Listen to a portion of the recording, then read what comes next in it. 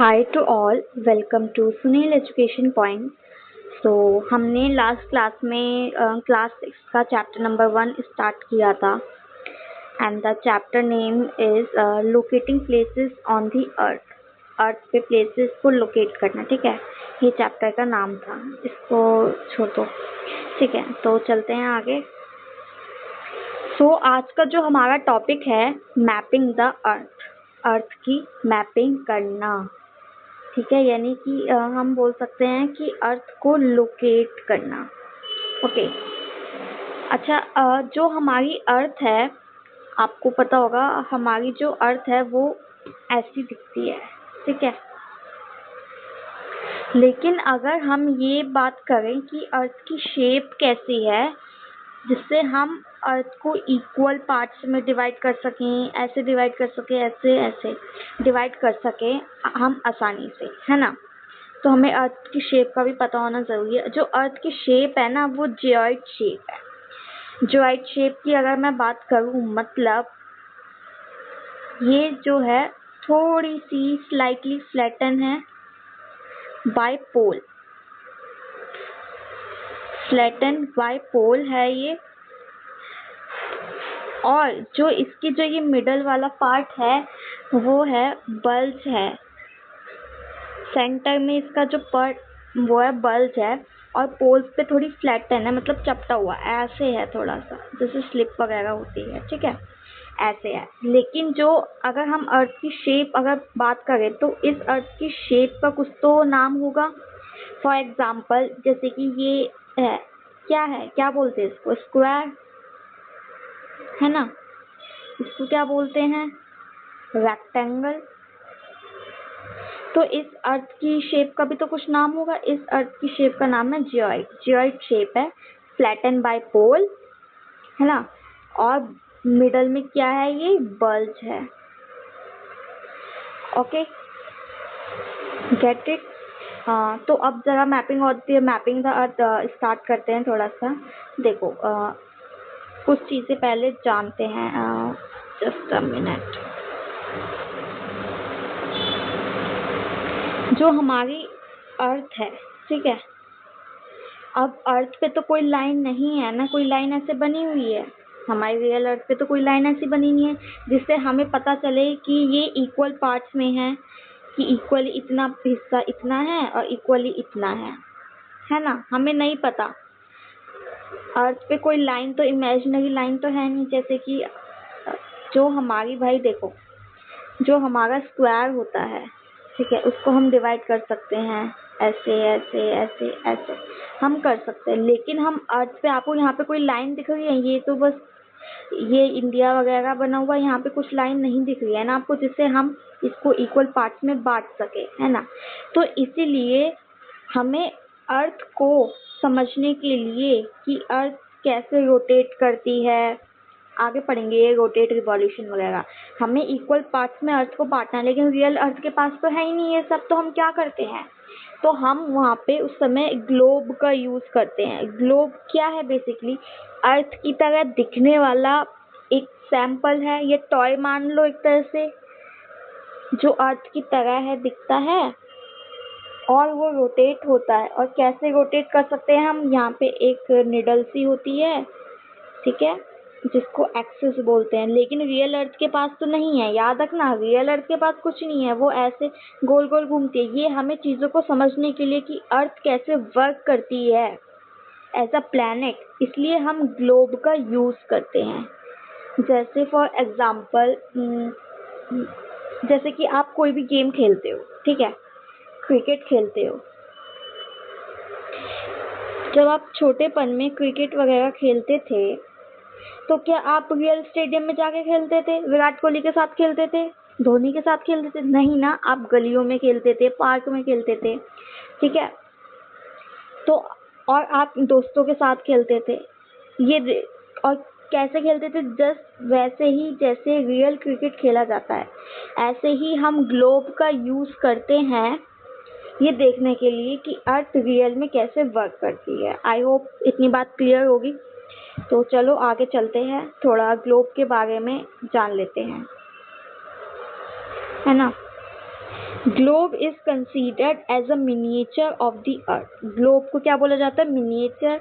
यह एक तरह से सैंपल भी बोला जाता है, ठीक है। It is also use as a sample of the earth. Earth के सैंपल की तरह यूज किया जाता है ये देखने के लिए कि रियल अर्थ कैसे रोटेट, जैसे कि देखो इसमें ये है निडल, ठीक है, ये एक्सिस मान लेते हैं। रियल अर्थ के पास कुछ नहीं है, वो बस रोटेट करती है, लेकिन हम इसकी निडल के साथ इसको ऐसे रोटेट कर सकते हैं, ठीक है, जैसे निडल से अटैच जो ग्लोब है। Globe and the earth have the same spherical shape. जो ग्लोब और अर्थ है दोनों की स्फेरिकल शेप है, ठीक है। A globe will better represent the geography of the earth than a flat map. जो हमारा इंडिया का मैप होता है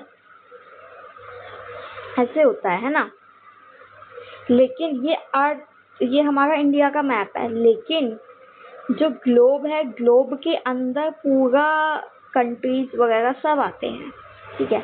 तो जो ग्लोब एक तरह से अर्थ की क्या बताता है? ज्योग्राफी के बारे में बताता है कि कैसे ये वर्क करती है ना, सब चीजें लोकेशन कर सकते हैं हम, मून स्टार्स वगैरह ये सब। ओके क्लियर, आगे चले। अब जब हमने ये जान लिया कि ग्लोब मिनिएचर की तरह यूज होता है, उसके सैंपल मतलब वो अर्थ का एक सैंपल की तरह यूज होता है, ठीक है, एक टॉय की तरह यूज होता है जिसमें हम लोकेट कर सकते हैं प्लेसेस को।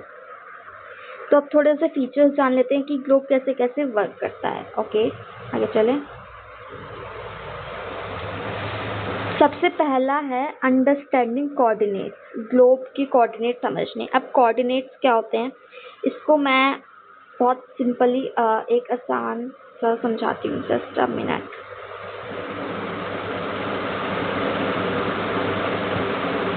देखो ये क्या है, कैरम बोर्ड है। कैरम बोर्ड सबने ही खेला होगा, ठीक है। कैरम बोर्ड में यहाँ पे हम पहले जब गेम स्टार्ट करते हैं तो हम यहाँ पे सारी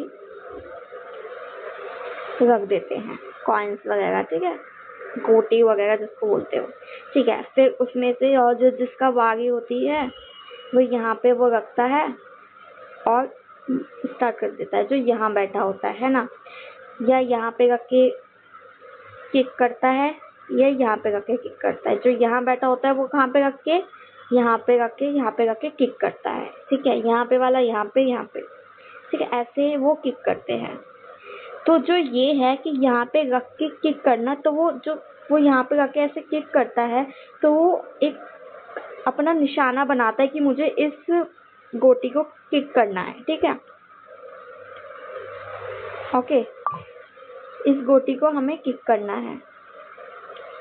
तो जब यहाँ पे रख के हम निशाना लगाते हैं, चीज़ अपनी गोटी को लोकेट करते हैं, इसी को कोऑर्डिनेट्स बोला जाता है, ठीक है। ये जो रेड थे हटा देती हूँ जरा मैं, ये रेड थे इन्हीं को कोऑर्डिनेट्स बोलते हैं। बेसिकली कोऑर्डिनेट्स का काम क्या होता है? लोकेट करना प्लेस को और अपने गोल तक पहुंचना, है ना। चीज़ों को लोकेट करके गोल तक पहुंचना। ऐसे हम यहाँ पे लोकेट करके हम उस गोटी को जीत के और इसके अंदर डाल देते हैं।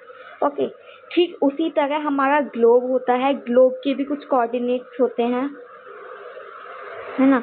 ग्लोब्स के भी कोऑर्डिनेट्स होते हैं, जैसे कि हमने इस कैरम बोर्ड में यहाँ पे ये इन कोऑर्डिनेट्स को माना कि यहाँ पे रख के किक करते हैं। जो हमारा ग्लोब होता है, ठीक है, तो हमें ग्लोब के भी तो कोऑर्डिनेट्स होंगे। या मान लो यहाँ पे कोई लोकेशन है, यहाँ पे खड़े हो और हमें यहाँ तक पहुँचना है, तो यहाँ से यहाँ तक की ये यहाँ पे रख के खड़े हैं और यहाँ तक पहुँचना है, तो ये क्या हुए? कोऑर्डिनेट्स हुए। यहाँ से यहाँ तक के क्या हुए? ये कोऑर्डिनेट्स। यहाँ से यहाँ तक के कोऑर्डिनेट्स, यहाँ से यहाँ तक के कोऑर्डिनेट्स। ये जो डॉट्स हैं इनको क्या बोला जाता है? कोऑर्डिनेट्स बोला जाता है। आई होप इतनी बात क्लियर है। कोऑर्डिनेट्स का क्या काम होता है? लोकेट करना प्लेसेस को या ट्रेस करना, ठीक है। आई होप क्लियर होगा। तो ग्लोब के भी कोऑर्डिनेट्स होते हैं और वो कोऑर्डिनेट्स क्या होते हैं वो हम आगे देखेंगे, ठीक है। चले आगे।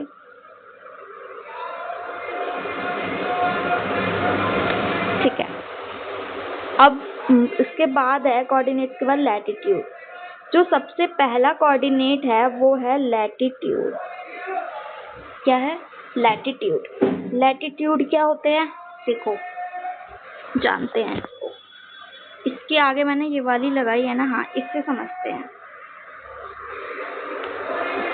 Just hold on. ये मान लो ग्लोब है, ठीक है। इस ग्लोब को मैंने ये ग्लोब है, ठीक है। इस लाइन को इग्नोर कर दो कि यहाँ पे कोई लाइन नहीं है, छोड़ दो इसको सब। बस कौन से लाइन पे कंसंट्रेट करना है? इस वाली लाइन पे, इस वाली लाइन पे। मान लो इस ग्लोब के बीच में मैंने सिर्फ ये लाइन खींची, ठीक है। अब जब मैंने ये बीच में मैंने लाइन खींच दी, कोई सर्कल है, उस सर्कल के बीच में मैंने एक लाइन खींच दी, तो इससे क्या हुआ? जो सर्कल है दो इक्वल पार्ट्स में बट गया, एक ये वाला एक ये वाला। ऐसे ही ग्लोब होता है। ग्लोब के बीच में जो ये वाली लाइन होती है उसको हमने बीच में खींचने से दो इक्वल पार्ट्स में बट गया ग्लोब। तो ये जो ये बीच वाली लाइन होती है ना, ये इसको क्या बोला जाता है? इक्वेटर, ठीक है। ये बीच वाली लाइन को क्या बोला जाता है? इक्वेटर। इक्वेटर क्या होती है? जो दो इक्वल पार्ट्स में ग्लोब को बांटती है। उसके बाद करते हैं ये इसके नीचे वाली लाइन पे आते हैं। ये वाली लाइन देखो आप, और एक ये वाली लाइन देखो। तो जो ये तो इक्वेटर वाली लाइन हुई, लेकिन जो ये वाली लाइन है ना, इसके नीचे जो ये, इसी को लैटिट्यूड बोला जाता है। लैटिट्यूड से अगर नहीं समझ आया कि लैटिट्यूड में कौन सी वाली लाइन आएगी, तो जो लेटी हुई लाइन होती है ना, ऐसे लेटी हुई लाइन है, उसको लैटिट्यूड बोलते हैं, ठीक है। ये हमारी बीच वाली, बस ये तो इक्वेटर है, इक्वल पार्ट्स में बांट दिया है ग्लोब को। और जो इसके ऊपर वाली लाइन है, ये वाली, इसको क्या बोला जाता है? लैटिट्यूड। लैटिट्यूड मतलब लेटी हुई लाइन, इसको लैटिट्यूड बोला जाता है, ठीक है। समझ में आया इतना? अब धीरे धीरे समझते हैं इस लैटिट्यूड का क्या काम है, ठीक है। थोड़ा इसमें देख लेते हैं जरा। जैसे कि ये हमारा है ग्लोब, ठीक है। ये हमारा ग्लोब है, और इस ग्लोब में ये बीच वाली लाइन क्यों बताई मैंने? इक्वेटर होती है, ठीक है, जो कि 0 डिग्री की होती है, ठीक है। ये याद करनी पड़ेंगी। इक्वल पार्ट्स में ये बांटती है। ऊपर वाला जो है ये, उसको बोला जाता है नॉर्दर्न हेमिस्फेयर। ये नीचे वाला हिस्सा जो है उसको बोला जाता है साउदर्न हेमिस्फेयर, ठीक है। भाई देखो, डायरेक्शन जो होती है हमारी एक्स से होती है ना, नॉर्थ, साउथ, ईस्ट, वेस्ट। अब इसी को मैंने ऐसे ग्लोब बना दिया, ड्राइंग पे मत जाना, समझो, ठीक है। ये इक्वेटर हो गई, ये ऊपर वाला पार्ट नॉर्थ हो गया, ये वाला पार्ट साउथ हो गया, ये वाला पार्ट ईस्ट हो गया, और ये वाला पार्ट वेस्ट हो गया। आई होप क्लियर है। थोड़ा समझते हैं, नॉर्थ, साउथ, ईस्ट, वेस्ट, ठीक है। ऊपर वाला नॉर्थ पोल, ये पोल होते हैं, ठीक है। ये ऊपर वाला नॉर्थ पोल, नीचे वाला साउथ पोल। जैसे इक्वेटर बीच की लाइन थी 0 डिग्री पे थी, ऐसे ही नॉर्थ पोल है 90 डिग्री नॉर्थ है, और 90 डिग्री साउथ पे ये लाई करता है। मतलब 90 डिग्री साउथ और 90 डिग्री नॉर्थ पे ये टिका हुआ है, ठीक है। ये लेटी हुई लाइन क्या है? ये बताया था मैंने, लैटिट्यूड बोलते हैं इनको, ठीक है। और जब ये बहुत सारी होती है, अब देखो इसमें जरा ध्यान से देखो, जस्ट अ मिनट, इसको जरा ध्यान से देखो। ये व्हाइट वाली लाइन है, कितनी सारी है देखो। एक ये वाली है, एक ये वाली है, एक ये वाली है। ऊपर को जाते हैं थोड़ा सा हम, ठीक है, ऐसे ही ऊपर है, ठीक है। तो ये लेटी हुई लाइन क्या हुई? लैटिट्यूड। लेकिन ये एक के बाद एक डिस्टेंस सेम है ना, इनका अंतर सेम है, तो इन्हीं को क्या बोला जाता है? Parallel of latitude. जब ये लेटी हुई लाइन एक दूसरे के साथ साथ आ गई, ऐसे ऐसे ऐसे ऐसे, तो उनको पैरेलल ऑफ लैटिट्यूड बोला जाता है, ठीक है। और और जो ये लंबी वाली लाइंस हैं, ये वाली, ठीक है, इनको बोला जाता है लॉन्गिट्यूड। लंबी वाली लाइन को लॉन्गिट्यूड, क्योंकि ये लंबाई में है, लॉन्ग में, ठीक है। लैटिट्यूड मतलब लेटी हुई लाइन, दैट इज लैटिट्यूड। तो ये लंबी वाली लाइन लॉन्गिट्यूड है। और जो ये लॉन्गिट्यूड है, ये जैसे हमने लैटिट्यूड का हमने पढ़ा था कि लैटिट्यूड एक के बाद एक आ गई तो उसको पैरेलल ऑफ लैटिट्यूड बोलते हैं, लेकिन जो ऐसे लंबाई में एक के बाद एक आ गई है उसको बोला जाता है मेरिडियन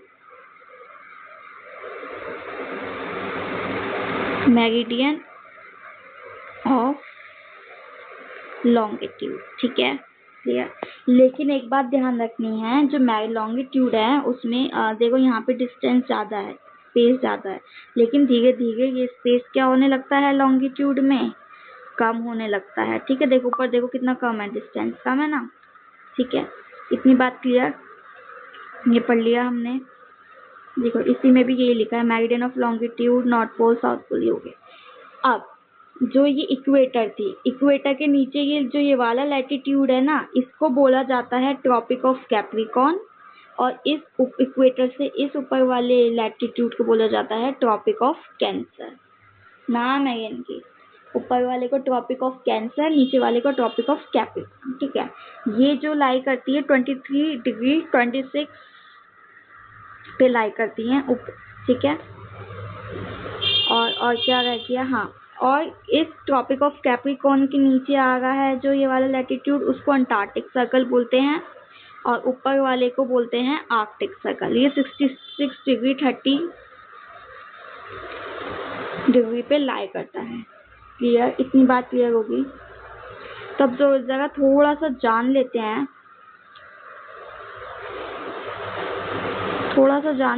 कि लैटिट्यूड के बारे में। वैसे तो मैंने बहुत सारे डिटेल में बता दिया, लेकिन फिर भी जानते हैं।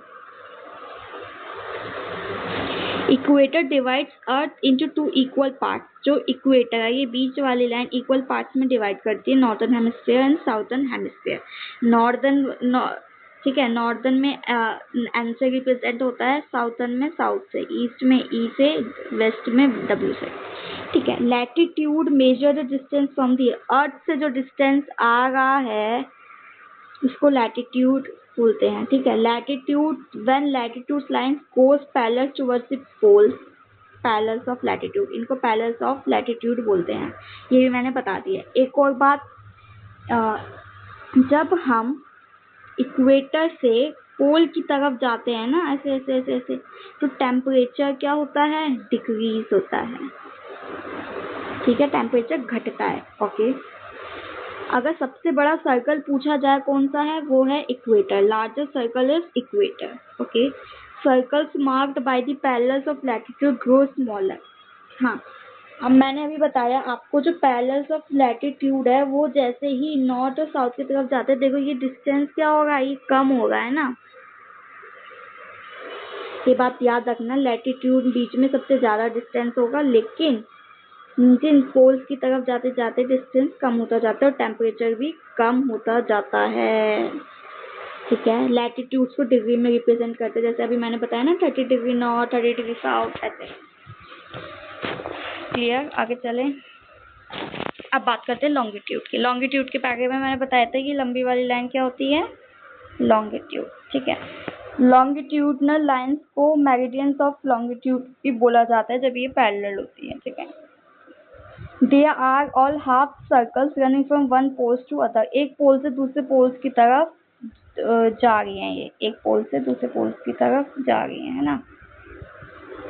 To measure longitude we need to define a reference point, ठीक है। अब एक बात बताओ, ये लॉन्गिट्यूड है, ठीक है। अब हमें ये मेजर करना है कि लॉन्गिट्यूड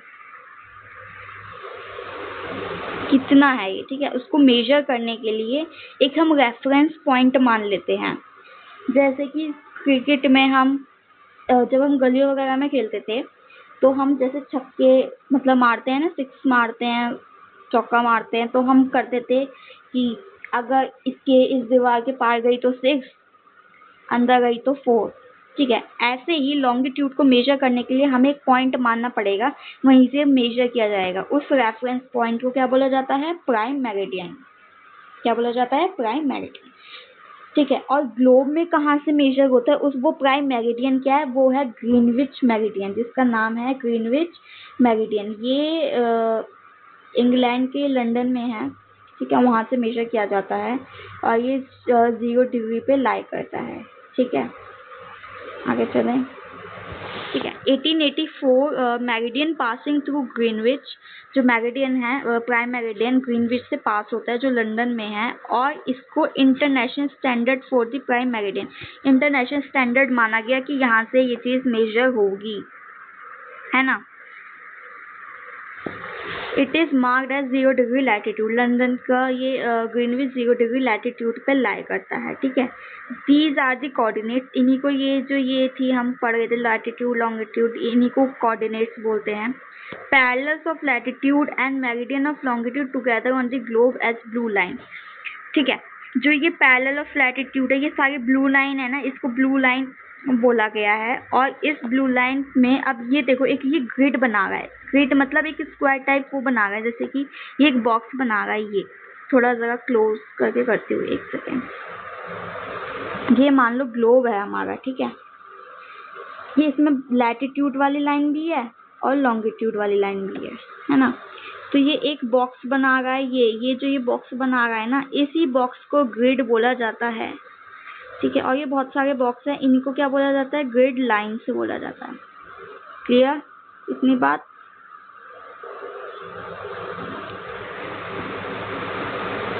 आगे चले। ये रहा, देखो ये इक्वेटर है, ये इक्वेटर है। ठीक है, अब इक्वेटर से ग्रीनविच कहीं ना कहीं यहाँ लाई करता है, और ये किस पे लाई करता है? 0 डिग्री पे लाई करता है। इसी को माना गया है कि इसी से हम मेजर करेंगे टाइम भी और प्राइम मेरिडियन भी, लॉन्गिट्यूड को मेजर करने का। ठीक है, ठीक है, ये वेस्टर्न हेमिस्फेयर, ये ईस्टर्न हेमिस्फेयर,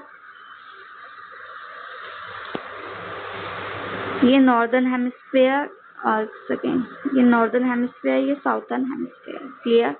ये तो हमने पढ़ ही लिया है। आगे चले, थोड़ा सा ग्रीनविच मेरिडियन के बारे में जान लेते हैं। ऐसा इंटरनेशनली माना जाता है कि ग्रीनविच मेरिडियन को प्राइम मेरिडियन, अभी हमने पढ़ा। ठीक है, लेकिन पहले ऐसा नहीं था। बहुत लोगों को लगता है कि फर्स्ट प्राइम मेरिडियन है, नहीं। काफी साल पहले इंडिया का खुद का एक प्राइम मेरिडियन था, जिसके अकॉर्डिंग हम लॉन्गिट्यूड को मेजर वगैरह करते थे, जिसका नाम था मध्य रेखा। क्या नाम था? मध्य रेखा, यानी मिडल लाइन। ठीक है, और ये कहाँ से पास होती थी? उज्जैन से पास होती थी, है ना। बहुत टाइम से वही रखा। फिर वारामेरा एक फेमस एस्ट्रोनॉमर है, ठीक है, उन्होंने इस पे वर्क वगैरह किया, बहुत सारी चीजें। तो ग्रीनविच मेरिडियन से भी पहले एक मेरिडियन था, और इंडिया का खुद का था, उज्जैनी मेरिडियन। ये वाली लाइन वान याद करने की जरूरत नहीं है, इतना ज़्यादा कॉम्प्लिकेटेड मत बनाओ, बस ये याद रखो ग्रीनविच मेरिडियन पहला मेरिडियन नहीं है, उससे भी पहले मध्य रेखा के नाम से इंडिया का एक खुद का प्राइम मेरिडियन था। ठीक है, इतनी बात क्लियर? आगे चले। जैसे देखो ये मैप है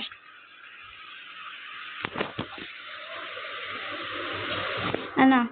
अब इसमें देखो ये उज्जैनी, ये हम पहला प्राइम मेरिडियन था। ठीक है, तो देखो कितने कितने प्राइम मेरिडियन हुए। उज्जैनी था, उससे पहले महिष्मती था। ठीक है, तो अलग अलग मेरिडियन है, लेकिन अब जो है प्राइम मेरिडियन ग्रीनविच से ही कंसिडर किया जाता है। ओके, आगे चले। अब बात करते हैं अंडरस्टैंडिंग टाइम जोन। टाइम कैसे कैलकुलेट होता है? आज जो टाइम घड़ी में बज रहा है वो हमें कैसे पता क्या टाइम है? ठीक है, तो टाइम जोन को ज़रा थोड़ा सा समझ लेते हैं। Meridian of longitude 15 degree per hour. जो हमारा ग्लोब है ना, जब हमारी टाइम होता है, हमारा जो ग्लोब है वो 1 आवर में, 1 घंटे में 15 डिग्री घूमता है। भाई पूरा जो है, पूरा डिग्री कितने का होता है? 360 डिग्री का। ठीक है, तो 1 घंटे में कितना घूमती है यार? 15 डिग्री घूमती है 1 घंटे में, ठीक है। ऐसे ही तो 0 डिग्री से 15 घंटे घूमी, 12 मान लो, 12 बज गए हैं, 0 डिग्री पे है, ठीक है। फिर 15 डिग्री घूमी 1 घंटे में, फिर 2 घंटे में 30 डिग्री। भाई 15 को 2 से मल्टीप्लाई कर दो ना। 1 घंटे में 15 डिग्री है तो 2 घंटे में कितनी घूमेगी? 30 डिग्री। फिर 3 घंटे में 30 को 2 से मल्टीप्लाई कर दो तो 45 डिग्री, ठीक है। तो ऐसे 0 डिग्री, 15 डिग्री, ऐसे 2-2, 3-3 घंटे में वो घूमती है। और ऐसे ही हमारा लोकल टाइम जो है वो कैलकुलेट किया जाता है।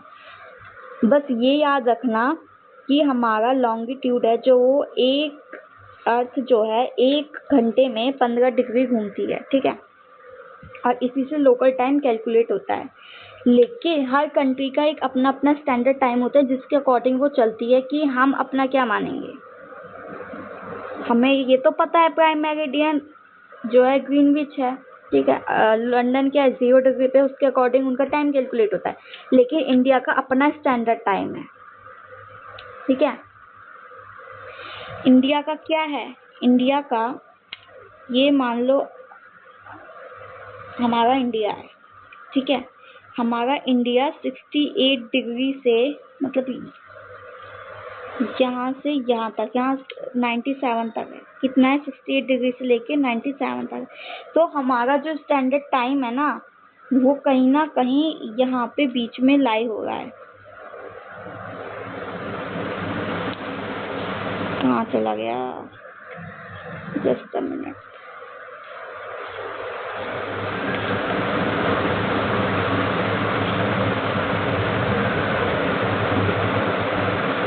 हमारा जो है कहीं ना कहीं मिडल में लाई करता है हमारा स्टैंडर्ड टाइम। और हमारा क्या है? 82.5, मतलब, या फिर ऐसे भी लिख सकते हो 82.30 डिग्री मिनट हमारा इंडिया का स्टैंडर्ड टाइम है। उसके अकॉर्डिंग ही हमारा इंडिया में टाइम कैलकुलेट किया जाता है, ठीक है। कितना है? 82.30 डिग्री मिनट, ठीक है। तो और ये कहाँ कहाँ? ये ऐसे यहाँ बीच में है 82.30 डिग्री। लेकिन यहाँ पे कौन कौन से आते हैं? यूपी, उड़ीसा,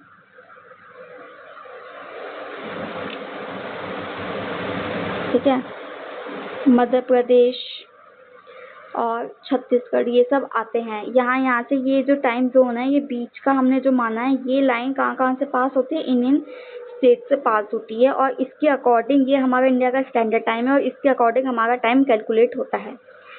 एक इंटरेस्टिंग फैक्ट बताती हूँ और वो ये है कि अरुणाचल प्रदेश में, यहाँ पे अरुणाचल प्रदेश है, लाई कर रहा है, ठीक है। अरुणाचल प्रदेश में सबसे जल्दी सूरज उगता है 4:24 पे, ठीक है। उसके बाद 2 घंटे बाद यहाँ के स्टेट्स में सूरज उगता है। समझ में आया? तो ये 2 घंटे का गैप है। यहाँ पे सूरज जल्दी उगता है और यहाँ पे देर से रोशनी आती है, ठीक, clear? A country considered as standard time, India's standard time is 5 hours 30 minutes ahead of local time Greenwich. Greenwich 0 degree पे है, ठीक है। मान लो यहाँ पे ये ग्लोब है, ग्लोब का मैंने लगाया था ना,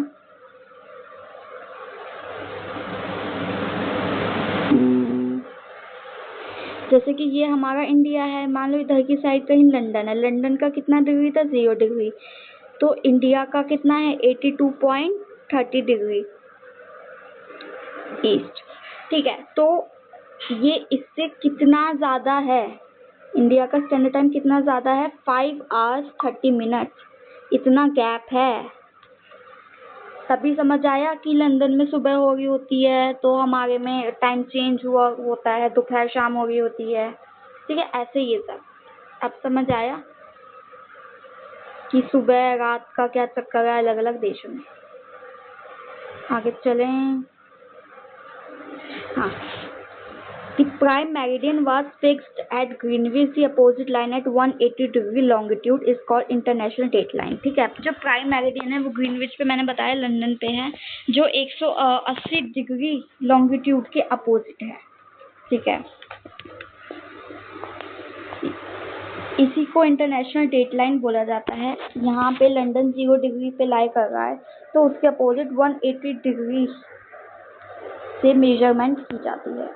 ठीक है, क्लियर। यहाँ पे ये आपका चैप्टर खत्म होता है और नेक्स्ट क्लास में हम क्वेश्चन आंसर्स करेंगे। Thank you, I hope you like this session.